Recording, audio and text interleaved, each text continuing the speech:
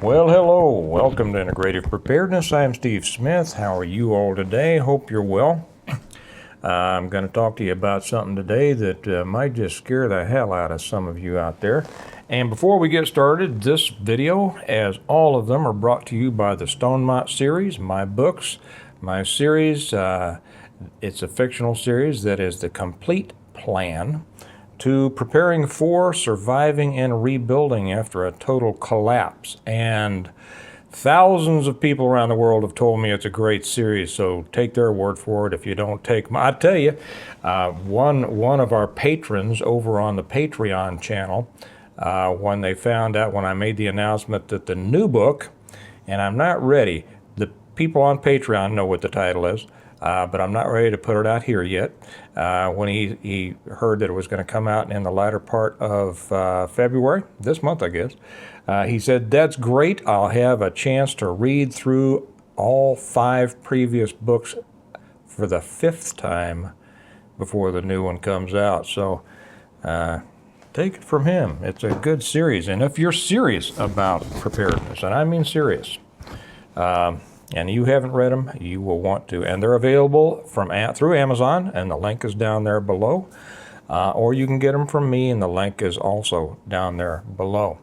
Okay, I want to talk about slavery. I've been thinking about this, doing this one for some time.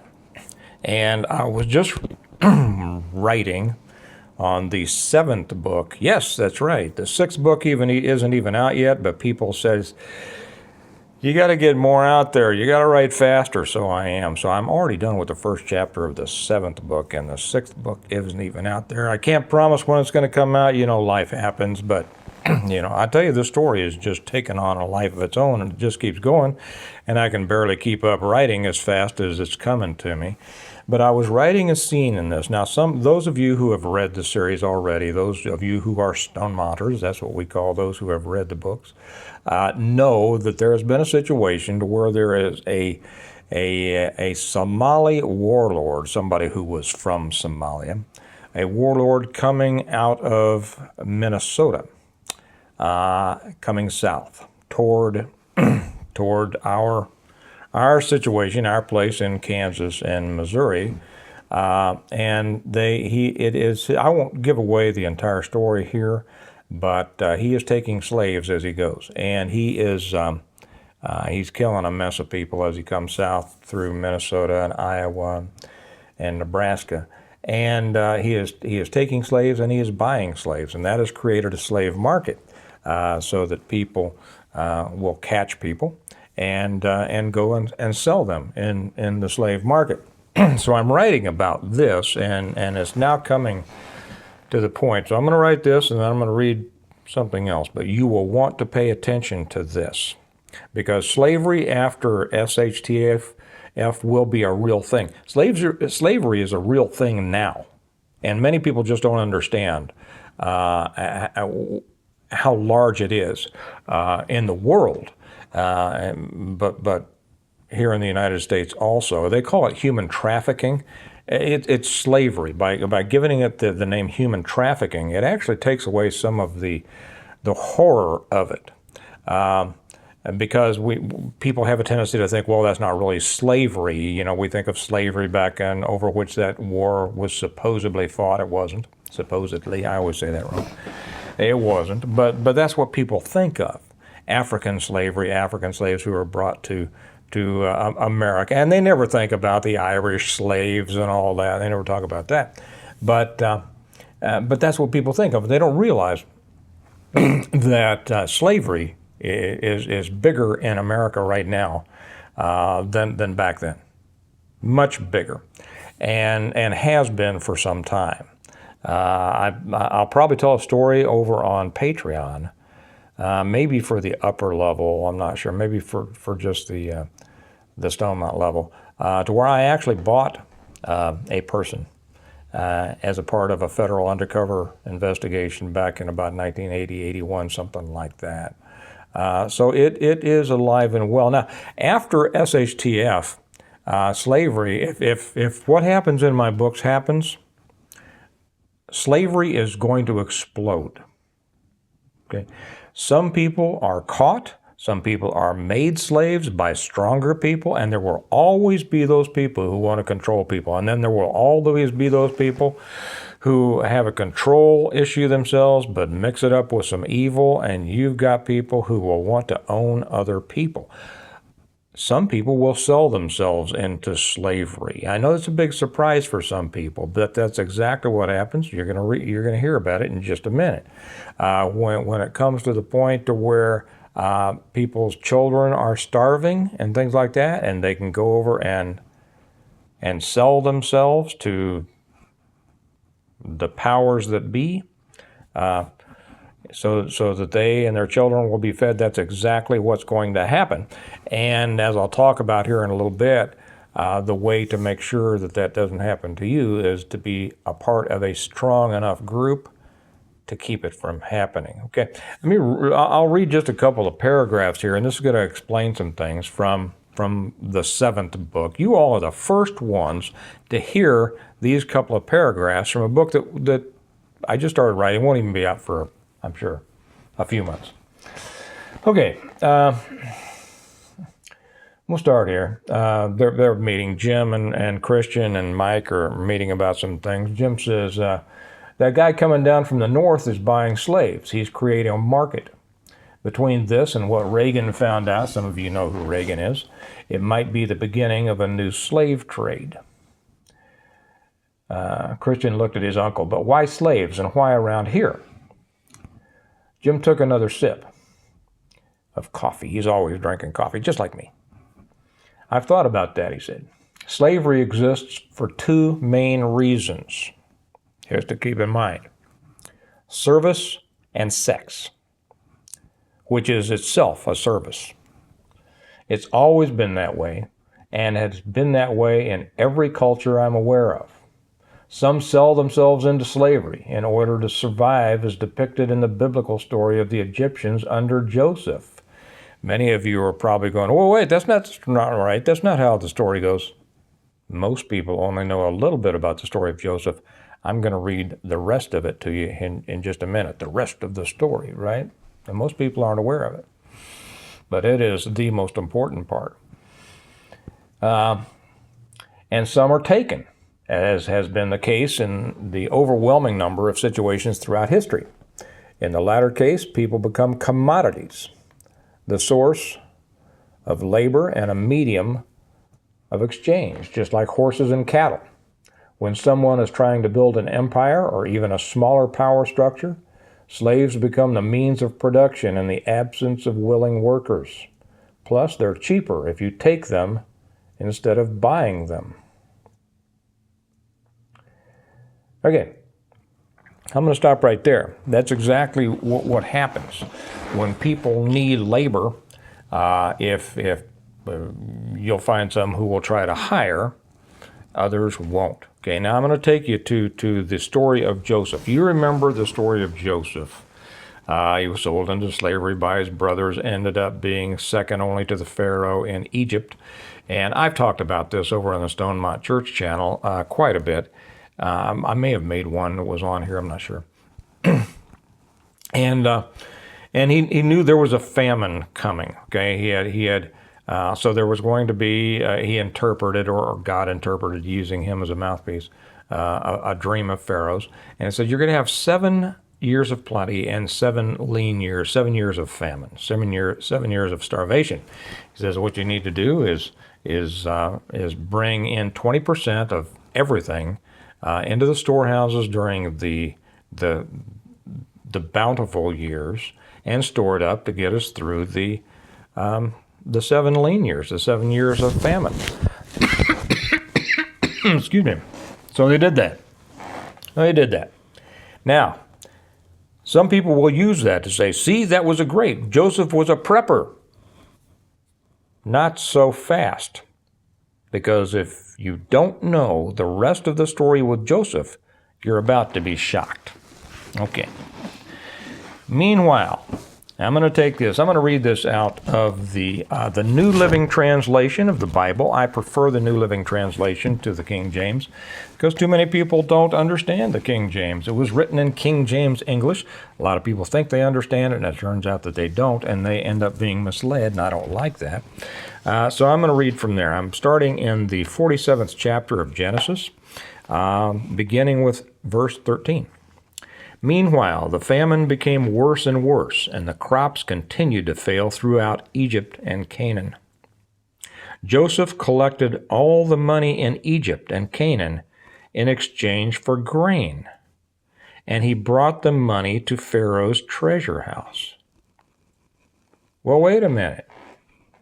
Now we're starting to see he didn't bring all this grain into the storehouses for the people. He brought it in for Pharaoh, right? Is that your first shocker? So Joseph collected all the money in Egypt and Canaan. He took everyone's money. All these people out there, they had money, but they had nothing to eat. He says, if you want something to eat, give me all your money. That's exactly what happened. And he brought the money to Pharaoh's treasure house. Now what do we have here? We have Pharaoh with all the food. He used to have all the food, and the people had the money. Now he's got all the food and all the money. Okay? It continues. Wait for this. You're going to be shocked if you don't know this part. When the people of Egypt and Canaan ran out of money, they came to Joseph crying again for food. Our money is gone, they said, but give us bread. Why should we die?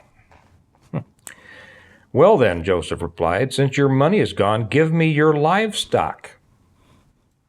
Give me all your property. I will give you food in exchange. So they gave their livestock to Joseph in exchange for food. Now realize, who are they giving the money to? And their livestock? To the government. To the government who has the food to feed them. Okay? All 20% of all of the bounty during the bountiful years of Egypt were brought into the government storehouses. And now the government has all the food and now all the money. So they gave their livestock to Joseph in exchange for food. Soon all the horses, flocks, herds, and donkeys of Egypt were in Pharaoh's possession, in the government's possession. But at least they were able to purchase food for that year. The next year, it's about to get worse, and it's about to get what I'm talking about. The next year they came again and said, our money is gone, and our livestock are yours.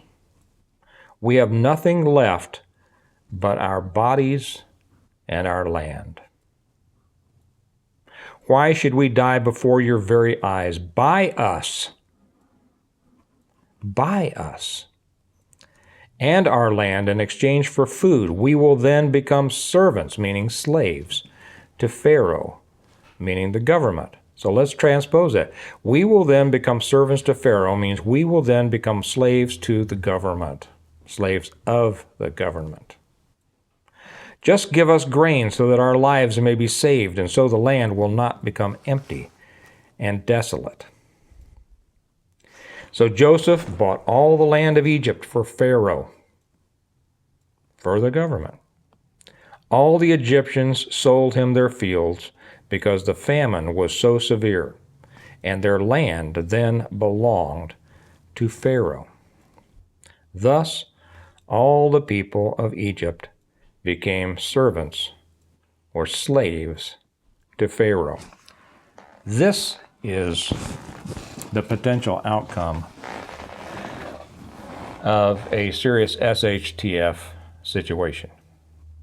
This is what happens or could potentially happen to people who are not sufficiently prepared themselves. Slavery. When I say that word slavery, I think that sometimes it just bounces off people's heads. It doesn't make any sense to them. Doesn't make any sense. They can't wrap their minds around it. They can't imagine it. Well, they say, I live in America. I live in America in the 21st century. Slavery isn't a thing. Slavery was something that was, notwithstanding the fact that there's more slavery around the world. Go to Africa and Asia and see. It's not difficult to find slaves. But here, we're cocooned. Or, I know a lot of you are in Europe or Australia or Canada, whatever, the Western world. No, that can't happen. That's just not the way things are. That's exactly the way things are. And some of you may have heard that what really made me, although I've always been a preparedness-minded person and kind of lived a preparedness life all my life, what really made me kick it into high gear was when I realized the possibility, actually the probability, the certainty of a CME. And that's what my books are about again. That's what my books are about. And when I realized that it is going to happen sometime, I made myself imagine my children starving and me not having any food to give them. My children, who I love so much as you love yours, that they were starving, they were looking up at me, gaunt, and saying, Daddy, please, I need something to eat.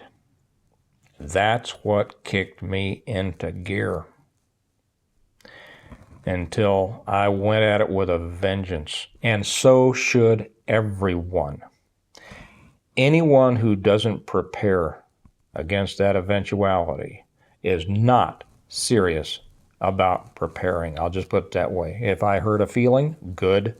That probably should make you want to take another look at how seriously you take it. But just like that, everybody should try to visualize this. If it all goes down, you're not prepared, and you can't take care of yourself, that doesn't mean just feed yourself. That means defend yourself. If you're not a part, if you don't have the capability, through your own abilities and being a part of a strong enough group, to fend off people who would take you and yours as slaves, then that's what you very possibly could end up as. In a collapsed world, in a world without rule of law, where might makes right, where the strong make the rules, you have to understand that many of the strongest are not the best. And the world can devolve into the most horrible, the most horrendous situations you can imagine, and probably much worse than you can imagine. Most people out here don't have any idea how bad things can truly get. Now, why do I say, now some of you do, but why do I say that? Because when I start to explain to people exactly how bad things they get, they don't want to hear it.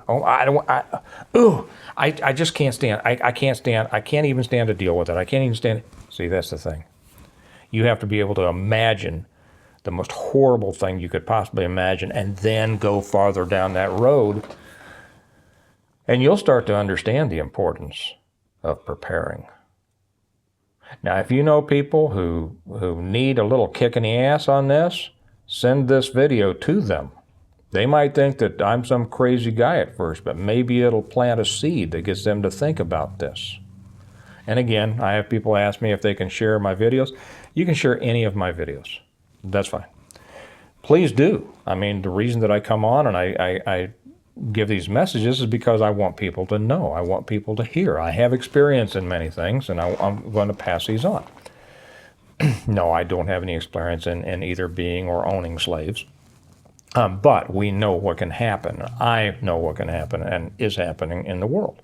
This is what would happen. So think about this. Think about what would happen if everything really does fall apart. Think about even if there's a widespread famine in the country and the only place that has the food is the government, and you don't have any because you haven't prepared for it. You haven't learned to garden. You aren't You don't have source of animal protein. You don't have, whether you have it on your own or you have arrangements with other people, you should build up those things. So whether it's just simply, all of a sudden there's no food coming and, everybody meet down at the intersection there and there's a big white truck with FEMA on the side of it and go get your little box lunch and then come back tomorrow for your box lunch tomorrow. Okay. Oh, do you have your, y'all up to date? Oh, can't give food to your kids. You're not up to date. Can't do that. Okay. You really need to think about this.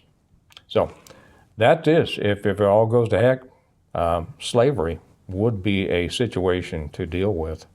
And it can be a horrible, horrible situation. I suggest you try to imagine yourself and your kids in that situation. And if that doesn't get you preparing even stronger, I don't know what would. Okay, so again, the sixth book is about to come out. The people on, by the way, if you're not on Patreon, we would love you to come join us. I put a lot of other things over on Patreon that I don't put on YouTube, and it's good stuff that you should know, would like to know. There are reasons that I only put certain things on Patreon, and then I even have a kind of a second level over there that I kind of restrict more. It's another filter that I put more specialized things on the next one. It's not a lot of money. It's $1 a month to join the basic level, and it's $5 a month to join the next level. And there's only 2 levels. And if that, it's up to you, but you really should. If you're serious about preparedness, you should be there. As you should also support, if there are other channels, it's not just me, if there are other channels that have Patreon channels and they put extra stuff on there, if you're really serious about, and you're just not a preparedness tourist who likes to just kind of float through the videos and say yes, no, argue with that. I like that. Now I've been entertained. If you're just in it for the entertainment, well, that's not what I'm here for. But if you're serious about it, you probably know a few channels out there that you could get something out of if you throw them $1 every month on their Patreon channel. It's not that, they need your buck or I need your buck. It's a filter. It's how we put things in a place for reasons of our own, which I won't go into explaining here, but it's worth your time and it's worth your buck. So remember, we prepare well today in order to live well tomorrow. Take this seriously. Think about this. Think about the potential of slavery and realize that that's what you are preparing against. And if you haven't read them, again, this is brought to you by my books, the Stonemont series. I am not at all shy or ashamed to continue to pump these, because if you haven't read them and you're serious about preparedness, you should read them. That's why I wrote them. Okay? You all have a good day. Remember, we prepare well today in order to live well tomorrow, as I said. And think about the things that you need to do today in order not to find yourself in that situation tomorrow. You all have a good day. I'll talk to you later. Bye-bye.